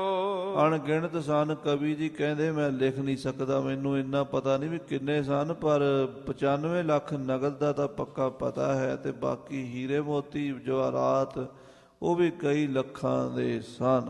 ਕਬੀਲੇ ਭੀ ਉਹਾਂ ਦਏ ਕਲਾਏ। ਔਰ ਦਿਲੇ ਰਾਮ ਦੀਵਾਨ ਦੀਆਂ ਜਿਹੜੀਆਂ ਨੋਹਾਂ ਸੀਗੀਆਂ ਉਹਦੇ ਪਰਿਵਾਰ ਸਨ ਉਹ ਵੀ ਉਹਨਾਂ ਨੇ ਉੱਥੇ ਭੇਜ ਦਿੱਤੇ। ਕਸੂਰ ਆਕੀ ਲੱਖ ਤਹਿ ਬਹਿ ਜਾਏ। ਉਹ ਸਾਰੇ ਇਸ ਕਰਕੇ ਕਸੂਰ 'ਚ ਜਾ ਬੈਠੇ ਸਨ ਵੀ ਕਸੂਰ ਦੇ ਵਿੱਚ ਨਾ ਤਾਂ ਮਰਾਠਿਆਂ ਦਾ ਖਤਰਾ ਹੈ ਤੇ ਨਾ ਪਠਾਣਾਂ ਦਾ, ਤੇ ਸਿੱਖਾਂ ਦੀ ਤਾਂ ਇੰਨੀ ਹਿੰਮਤ ਨਹੀਂ ਵਿਚਾਰੇ ਜਾ ਕੇ ਲੁੱਟ ਲੈਣਗੇ। ਉਹਨਾਂ ਨੂੰ ਸਿੱਖਾਂ ਬਾਰੇ ਸੁਪਨਾ ਵੀ ਨਹੀਂ ਸੀ ਵੀ ਸਿੱਖ ਵੀ ਕਸੂਰ ਲੁੱਟ ਲੈਣਗੇ। ਸਿੱਖਾਂ ਦੀ ਗਿਣਤੀ ਥੋੜ੍ਹੀ ਸਮਝਦੇ ਸਨ ਤੇ ਅਬਦਾਲੀ ਦੀ ਗਿਣਤੀ 2.5 ਲੱਖ ਫੌਜ ਆਉਂਦੀ ਸੀ, ਮਰਾਠਿਆਂ ਦੀ 2 ਲੱਖ 2.5 ਲੱਖ ਫੌਜ ਆਉਂਦੀ ਸੀ। ਜੇ ਉਹ ਨਹੀਂ ਲੁੱਟ ਸਕਦੇ ਤੇ 10-20 ਹਜ਼ਾਰ ਸਿੱਖਾਂ ਦਾ ਕਿਆ ਹੌਸਲਾ ਪਏਗਾ। ਇਸ ਕਰਕੇ ਜਿੰਨਾ ਪੈਸੇ ਵਾਲੇ ਲੋਕ ਸਨ ਉਹਨਾਂ ਨੇ ਆਪਣਾ ਪੈਸਾ ਜਿਹੜਾ ਸੀ ਉਹ ਕਸੂਰ ਸ਼ਹਿਰ ਦੇ ਵਿੱਚ ਸੇਵ ਕੀਤਾ ਹੋਇਆ ਸੀ। ਸਮੇਂ ਕਰਤੇ ਕੋ ਐਸੋ ਭਇਓ। ਪਰ ਪਰਮੇਸ਼ਰ ਨੇ ਜੋ ਕੁਝ ਕਰਨਾ ਹੁੰਦਾ ਹੈ ਉਹਨੂੰ ਟਾਲ ਕੋਈ ਨਹੀਂ ਸਕਦਾ। ਕਰਤੇ ਪੁਰਖ ਦੀ ਖੇਡ ਹੈ। ਕਰਤਾ ਜੋ ਕਰਤਾ ਹੈ ਨਾ ਉਹ ਆਪਣੀ ਵਿਉਂਤ ਬਣਾ ਕੇ ਪਹਿਲਾਂ ਹੀ ਰੱਖਦਾ। ਸਿੰਘਾਂ ਦੇ ਖਜ਼ਾਨੇ ਭਰਨੇ ਸਨ ਤਾਂ ਸਮਝੋ ਖਜ਼ਾਨੇ ਸਾਰੇ ਉੱਥੇ ਇਕੱਠੇ ਹੋ ਗਏ। ਰਹਿਣੋ ਨਹਿ ਥੋ ਸੋ ਉਹਾਂ ਗਇਓ। ਸੋ ਉਸ ਰਹਿਣਾ ਨਹੀਂ ਸੀ ਨਾ ਦਿਲੇ ਰਾਮ ਦੇ ਕੋਲ ਪੈਸਾ, ਲੋਕਾਂ ਦੇ ਹੋਰਾਂ ਦੇ ਕੋਲ ਵੀ।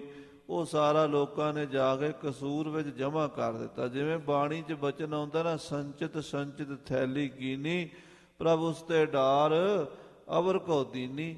ਲੋਕ ਜੋੜਦੇ ਮਰ ਜਾਂਦੇ, ਪਰਮੇਸ਼ਰ ਚੁੱਕ ਕੇ ਕਿਸੇ ਹੋਰ ਦੇ ਹੱਥ ਫੜਾ ਦਿੰਦਾ ਹੈ। ਸਾਥ ਲਿਜਾਣੇ ਥੇ ਉਸਕੇ ਪ੍ਰਾਣ। ਨਾਲ ਉਹਨਾਂ ਦੀ ਜਾਨਾਂ ਵੀ ਜਾਣੀਆਂ ਸਨ। ਦਿਲੇ ਰਾਮ ਦੀ ਜਾਨ ਵੀ ਜਾਣੀ ਸੀ। ਉਨ ਪਰ ਆਓ ਬਿਦ ਪਹੁੰਚੀ ਆਣ। ਸੋ ਇਹੋ ਜਿਹਾ ਸਮਾਂ ਕਸੂਰ ਦੇ ਵਿੱਚ ਆ ਪਹੁੰਚਿਆ। ਦੋਹਰਾ ਹਵੇਲੀ ਦਿਲੇ ਸੋ ਰਾਮ ਕੀ, ਲਈ ਸੋ ਪਹਿਲੇ ਲੂਟ। ਸੋ ਹਵੇਲੀ ਦਿਲੇ ਰਾਮ ਦੀ ਹਵੇਲੀ ਜਿਹੜੀ ਕਸੂਰ ਦੇ ਵਿੱਚ ਸੀ ਉਹ ਪਹਿਲਾਂ ਲੁੱਟ ਲਈ। ਖਬਰ ਸਰਦਾਰਨ ਜਬ ਭਈ, ਰੱਖੀ ਆਮ ਤੈ ਹੂਟ। ਜਦੋਂ ਸਿੰਘਾਂ ਸਰਦਾਰਾਂ ਨੂੰ ਪਤਾ ਲੱਗਾ ਵੀ ਲੋਕ ਤਾਂ ਦਿਲੇ ਰਾਮ ਦੀ ਹਵੇਲੀ 'ਚ ਬੜੀ ਮਾਲ ਮੱਤਾ ਬਹੁਤ ਚੁੱਕ ਰਹੇ, ਪੈਸਾ ਬਹੁਤ ਹੈ, ਤਾਂ ਫਿਰ ਜਥੇਦਾਰ ਹਰੀ ਸਿੰਘ, ਜੱਸਾ ਸਿੰਘ ਰਾਮਗੜੀਏ ਸਾਰਿਆਂ ਨੇ ਪਹਿਰਾ ਲਾ ਦਿੱਤਾ ਉੱਥੇ ਵੀ ਇਹ ਹਵੇਲੀ ਨਹੀਂ ਲੁੱਟਣੀ ਪਾਈ, ਇਹ ਸਰਕਾਰ ਦਾ ਖਜ਼ਾਨਾ ਹੈ। ਚੌਪਈ ਪਹਿਲੋਂ ਲੁਟੇਰੇ ਬੜੇ ਸੁਜਾਏ, ਬਾਬਾ ਹਰੀ ਸਿੰਘ ਤੋਂ ਪਹਿਲਾਂ ਹੀ ਦੂਜੇ ਪਿੰਡਾਂ ਵਾਲੇ ਲੁਟੇਰੇ ਜਾ ਵੜੇ ਸਨ ਉਸ ਹਵੇਲੀ ਵਿੱਚ।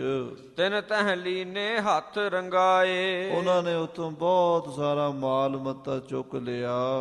ਕਿਨ ਝੋਲੀ ਕਿਨ ਮਗਰੀ ਭਰੀ, ਕਿਸੇ ਨੇ ਤੇ ਆਪਣੀ ਝੋਲੀ 'ਚ ਹੀ ਪਾ ਲਿਆ ਤੇ ਕਿਸੇ ਨੇ ਪੰਡ ਬੰਨ ਕੇ ਮਗਰੇ ਪਿੱਛੇ ਲਾ ਲਈ। ਕਿਨ ਮੋਢੇ ਕਿਨ ਸਿਰ ਪਰ ਧਰੀ, ਕਿਸੇ ਮੋਢੇ ਧਰੀ ਤੇ ਕੋਈ ਸਿਰ ਤੇ ਧਰੀ ਜਾਂਦਾ ਹੈ। ਕਿਨ ਚਾਂਦੀ ਕਿਨ ਸੋਹਣੋ ਪਾਇਓ, ਕਿਸੇ ਨੇ ਚਾਂਦੀ ਲੱਭੀ ਤੇ ਚੁੱਕ ਲਈ, ਕਿਸੇ ਨੇ ਸੋਨਾ ਚੁੱਕ ਲਿਆ।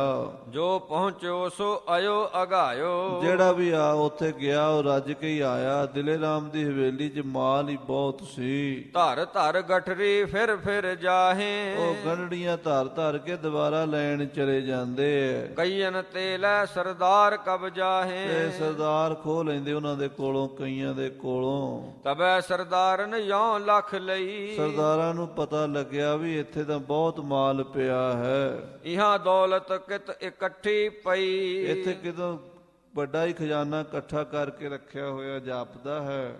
ਖੋਹੀ ਖੋਹਾ ਖੋਹੀ ਕਿਛ ਸਰਦਾਰਨ ਕਰੀ, ਉੱਥੇ ਸਿੰਘਾਂ ਸਰਦਾਰਾਂ ਵਿੱਚ ਵੀ ਖੋਆ ਖਾਈ ਹੋ ਗਈ, ਸਭ ਖੋਹ ਲਿਆ ਉਹਨਾਂ ਨੇ। ਇਮ ਸਰਦਾਰਨ ਕਿਛ ਹੱਥ ਪਰੀ, ਉਹ ਮਾਇਆ ਕੁਝ ਪੈਸਾ ਕੁਝ ਸੋਨਾ ਚਾਂਦੀ ਸਰਦਾਰਾਂ ਦੇ ਹੱਥ ਚੜ ਗਿਆ। ਸਰਦਾਰਨ ਤੇ ਭੀ ਰੱਖੀ ਨਾ ਗਈ, ਸਰਦਾਰਾਂ ਕੋਲੋਂ ਵੀ ਸਾਂਭੀ ਨਹੀਂ ਗਈ। ਫੌਜ ਸਰਦਾਰਨ ਪਾਸ ਨਾ ਰਹੀ, ਸਰਦਾਰਾਂ ਦੀ ਫੌਜ ਵੀ ਸਰਦਾਰਾਂ ਤੋਂ ਪਰੇ ਹੋ ਗਈ, ਦੂਰ ਹੋ ਗਈ। ਆਪੋ ਆਪਸ ਲੁੱਟਣ ਗਈ, ਆਪੋ ਆਪਣੀ ਫੌਜ ਵੀ ਲੁੱਟਣ ਚਲੀ ਗਈ। ਇਸ ਤਰ੍ਹਾਂ ਦੀ ਹਾਲਤ ਬਣ ਗਈ ਉੱਥੇ। ਅਕੇਲਨ ਤੇ ਨਹਿ ਆਮ ਹਟਈ, ਹੁਣ ਸਰਦਾਰਾਂ ਕੋਲੋਂ ਵੀ ਆਮ ਫੌਜ ਰੁਕਦੀ ਨਹੀਂ ਹੁੰਦੀ। ਜਦੋਂ ਲੁੱਟਮਾਰ ਦਾ ਮਸਲਾ ਆ ਜਾਂਦਾ, ਜਿਹਦਾ ਹੱਥ ਜੋ ਆਉਂਦਾ ਲੈ ਜਾਂਦਾ ਹੈ। ਦੋਹਰਾ ਫੌਜ ਲੁੱਟ ਸਭ ਰਾਜ ਮੁੜੀ, ਪਾਸ ਆਈ ਸਰਦਾਰਨ ਕੇਰ। ਜਦੋਂ ਫੌਜ ਸਾਰੀ ਲੁੱਟ ਕੇ ਵਾਪਸ ਸਰਦਾਰਾਂ ਕੋਲ ਆਈ, ਦੱਬੀ ਕੁੱਟੀ ਜੋ ਰਹੀ, ਲਈ ਸਰਦਾਰਨ ਘੇਰ। ਜੋ ਦੱਬੀ ਘੁੱਟੀ ਸੀ ਫੌਜ ਜਿਨ੍ਹਾਂ ਕੋਲ ਸੀਗਾ, ਸਰਦਾਰਾਂ ਨੇ ਘੇਰ ਲੈ ਲਿਆ। ਉਹ ਇੱਥੇ ਰੱਖੋ ਸਾਰਾ, ਤੁਸੀਂ ਕਿੱਥੇ ਲੈ ਕੇ ਜਾਓਗੇ? ਤੁਹਾਨੂੰ ਤਨਖਾਹ ਦੇ ਦਿਆਂਗੇ, ਹਿੱਸਾ ਦੇ ਦਿਆਂਗੇ, ਬਸ ਸਾਰੀ ਮਾਇਆ ਥੋੜਾ ਤੁਹਾਨੂੰ ਦੇਣੀ ਹੈ।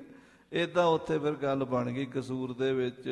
ਚੌਪਈ ਰਾਮਗੜੀਏ ਆਓ ਮਿਸਲ ਕਨਈਏ, ਜਿਹੜੇ ਰਾਮਗੜੀਏ ਤੇ ਕਨਈਆ ਦੀ ਮਿਸਲ ਸੀ। ਕਨਈਆ ਸਾਧ ਸੰਗਤ ਜੀ ਜਿਹੜਾ ਮਹਾਰਾਜਾ ਰਣਜੀਤ ਸਿੰਘ ਦੀ ਸੱਸ ਹੋਈ ਹੈ ਨਾ ਸਦਾ ਕੌਰ, ਉਹ ਕਨਈਆ ਦੀ ਮਿਸਲ ਚ ਰਾਣੀ ਹੋਈ ਹੈ। ਉਹਦਾ ਪਤੀ ਗੁਰਬਖਸ਼ ਸਿੰਘ ਸੀ ਤੇ ਸਦਾ ਕੌਰ ਦਾ ਸਹੁਰਾ ਜੈ ਸਿੰਘ ਉਸ ਵੇਲੇ ਪੰਥ ਦਾ ਆਗੂ ਸੀਗਾ ਜਦੋਂ ਦੀ ਇਹ ਗੱਲ ਹੈ।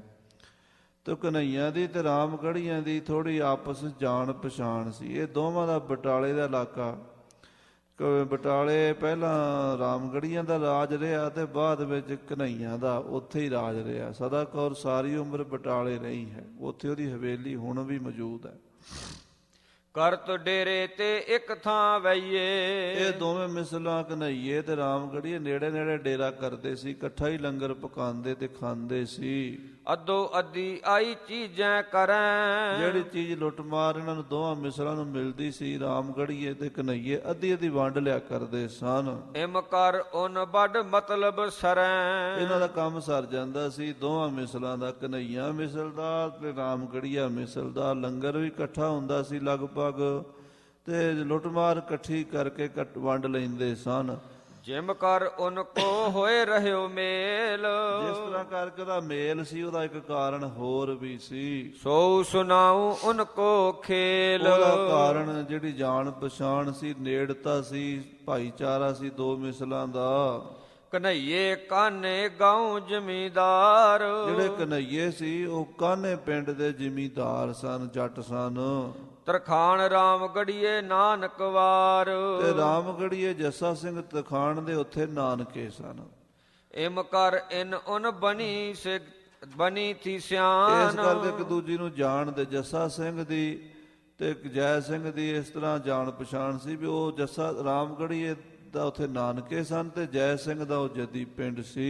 ਰਹਿ ਇਕੱਤਰ ਇਤੇ ਪਛਾਨ। ਸੋ ਇਸ ਕਰਕੇ ਇਹ ਦੋਵਾਂ ਪਿੰਡਾਂ, ਕਾਨੇ ਤੋਂ ਕਨਈਆ ਮਿਸਲ ਪਈ ਨਾ, ਕਨਈਆ ਤੋਂ ਫਿਰ ਕਨਈਆ ਪੰਜਾਬੀ 'ਚ ਕਹਿ ਦਿੰਦੇ ਆ, ਕਾਨੇ ਪਿੰਡ ਦਾ ਸੀ ਜੈ ਸਿੰਘ।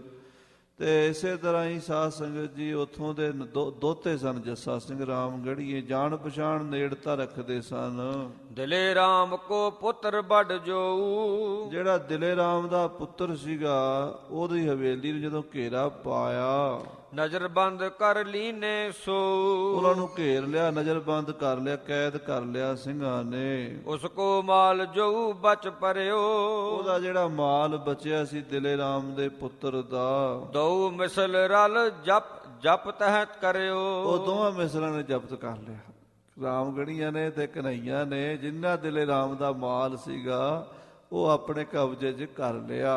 ਦੋਹਰਾ ਪਕੜ ਮਾਤ ਉਸ ਦੇ ਦੁੱਖ, ਸਭ ਧਨ ਲਿਓ ਪੁੱਛਾਏ। ਦਿਲੇ ਰਾਮ ਦੇ ਕੋਲੋਂ, ਉਹਦੇ ਪੁੱਤਰ ਕੋਲੋਂ ਸਾਰਾ ਮਾਲ ਪੁੱਛ ਲਿਆ ਵੀ ਕਿੱਥੇ ਕਿੱਥੇ, ਸਾਰਾ ਉਹਨੇ ਦੱਸ ਦਿੱਤਾ। ਜਿਸ ਦਸੈ ਤਿਸ ਫੜੈ ਤੁਰਤ, ਇਮ ਤਿਨ ਦਿਓ ਮਰਵਾਏ। ਇਸ ਤਰ੍ਹਾਂ ਸਾਧ ਸੰਗਤ ਜੀ ਦਿਲੇ ਰਾਮ ਦਾ ਪੁੱਤਰ ਰਾਮਗੜੀਆਂ ਦੇ ਹੱਥੋਂ ਮਾਰਿਆ ਗਿਆ। ਜਿਹਨੂੰ ਮਾਰਦੇ ਕੁੱਟਦੇ ਪੁੱਛਦੇ ਰਹੇ, ਉਹ ਦੱਸਦਾ ਰਿਹਾ ਉਹ ਮਾਰਿਆ ਗਿਆ। ਚੌਪਈ ਧਰਿਓ ਤਰਾਇਓ ਉਨ ਕੱਢ ਦਇਓ। ਜੋ ਕੁਝ ਧਰਿਆ ਧਰਾਇਆ ਸੀ ਦਿਲੇ ਰਾਮ ਦੇ ਪੁੱਤਰ ਨੇ ਕੱਢ ਕੇ ਵੀ ਦਿੱਤਾ ਰਾਮਗੜੀਆਂ ਨੂੰ। ਇਮ ਕਰ ਉਸ ਹੀ ਕੋ ਜਿਉ ਗਇਓ। ਪਰ ਇਹਨਾਂ ਨੇ ਉਹਨੂੰ ਛੱਡਿਆ ਨਹੀਂ, ਮਾਰ ਦਿੱਤਾ, ਜਾਨ ਤੋਂ ਮਾਰ ਦਿੱਤਾ।